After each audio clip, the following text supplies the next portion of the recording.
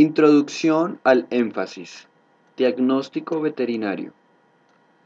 En esta temática trabajaremos la inmunidad en los helmintos. Las personas participantes de este proyecto son José Esquivel, David García, Angélica Lozano, Sharon Ochoa. Estudiantes de sexto semestre en la Universidad Colegio Mayor de Cundinamarca. Bogotá, año 2014. Bienvenidos. En esta temática trabajaremos la resistencia genética a los helmintos, en donde como punto principal hemos de clasificar los helmintos según su clasificación taxonómica y según sus subgrupos. Es importante trabajar los helmintos como clasificación en nematelmintos y platelmintos. Los nematelmintos, a diferencia de los platelmintos, son gusanos redondos, en donde los platelmintos por consiguiente serían los gusanos planos. Estos gusanos planos, a su vez, están divididos en subgrupos que son los céstodos y los tremátodos. Estos agentes parasitarios actualmente se ha contado con una eficacia antihelmíntica contra estos agentes patógenos, en donde se ha trabajado principalmente el desarrollo de medicamentos. Estos medicamentos actúan directamente sobre los agentes parasitarios. También se ha explorado una resistencia genética existente en los hospederos. Esta genética resistente en los hospederos actúa principalmente a nivel metabólico, dando respuestas de actividades humorales o de actividades celulares. Esta resistencia es una característica natural que ha dificultado el desarrollo y el establecimiento larvario. Estas características han venido dadas mediante mecanismos de defensa en donde se presentan inmunoglobulinas de tipo A, inmunoglobulinas de tipo E, eosinófilos y el complejo mayor de histocompatibilidad. Este complejo mayor de histocompatibilidad, para relacionarlo tanto como entes biológicos en el humano, es el antígeno leucocitario. Esta determinación de resistencia genética se puede dar mediante los niveles de anticuerpos que van a estar circundantes en el paciente, en el organismo biológico o en este caso los animales. Principalmente vamos a trabajar la resistencia que se ha inducido en los ovinos. Estos mecanismos de defensa son importantes manejarlos, ya que en los ovinos se ha presentado un incremento paulatino de resistencia mediada en herencia genética al Osterthagia circumscripta. Es importante manejarlo, ya que este agente patógeno causa problemas gastrointestinales en los ovinos. También se ha presentado una resistencia genética en ovinos de clasificación en subgrupos sanguíneos del ABO, como clasificados en el grupo A. Estos ovinos del grupo sanguíneo A han generado resistencia genética mediada al parásito Aemonchus tortus.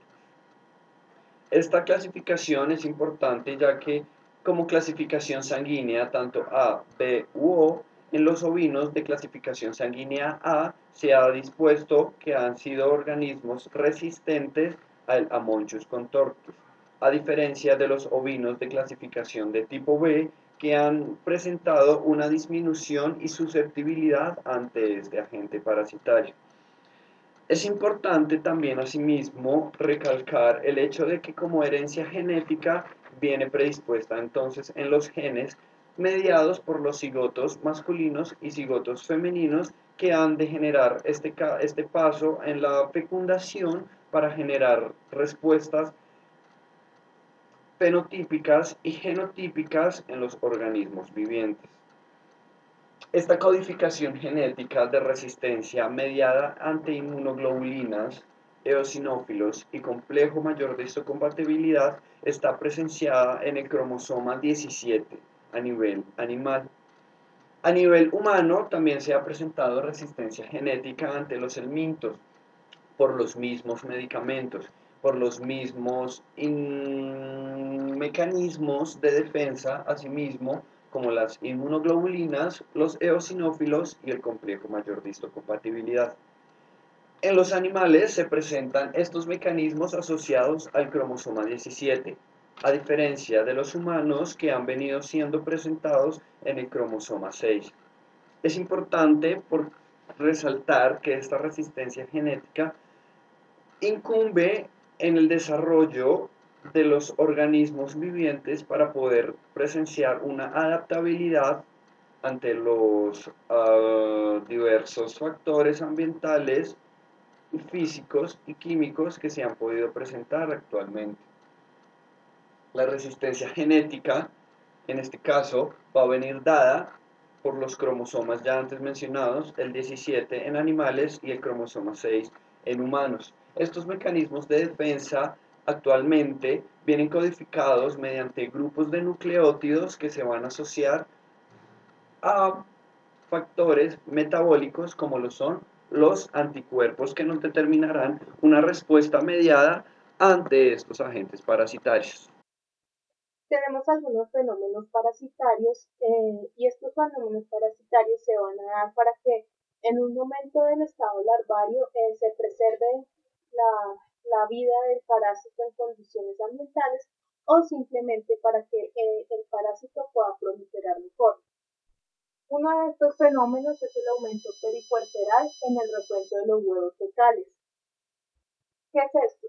El aumento peripuerperal se da cuando las hembras de cerdos, ovejas y cabras están en periodo de parto. Cuando estos animales están en este periodo de parto, sus niveles de prolactina circulantes van a aumentar. Cuando se aumentan estos niveles de prolactina, la inmunidad va a disminuir.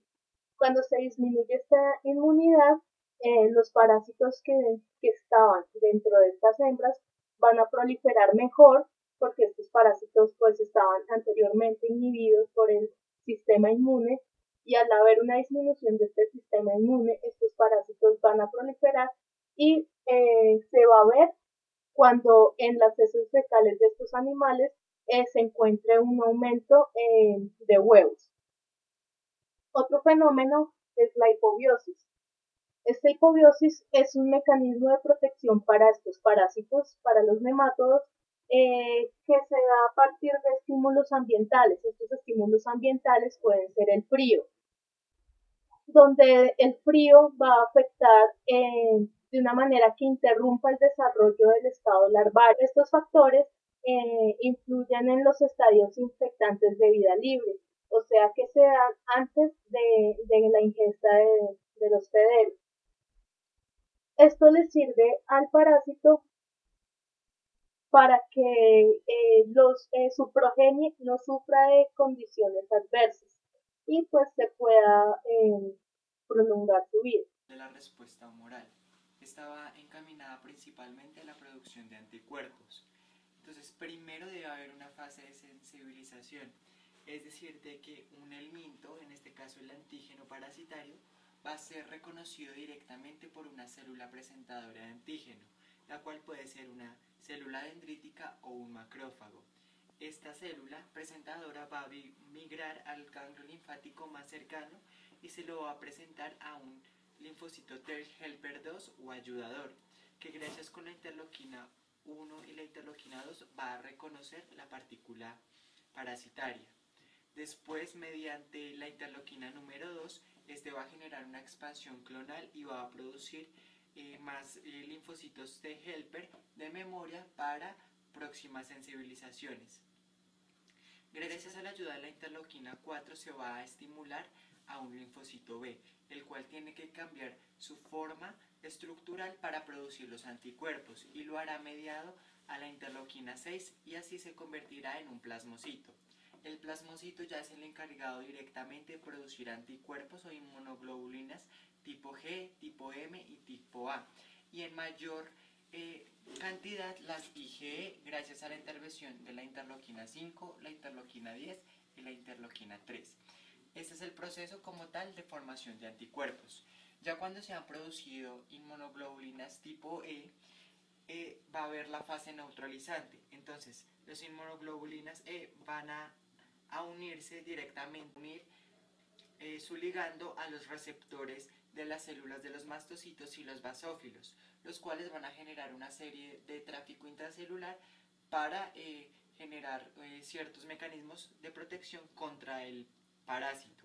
Entonces esto va a ocurrir gracias a una acción de las tirosinquinasa dependientes de calcio, las cuales van a activar a las fosfolipasas. Esas fosfolipasas van a venir y van a generar una fosforilación de las membranas celulares para que se liberen unos contenidos o sustancias intracelulares. Entre esos está la histamina, la heparina y el leucotrieno.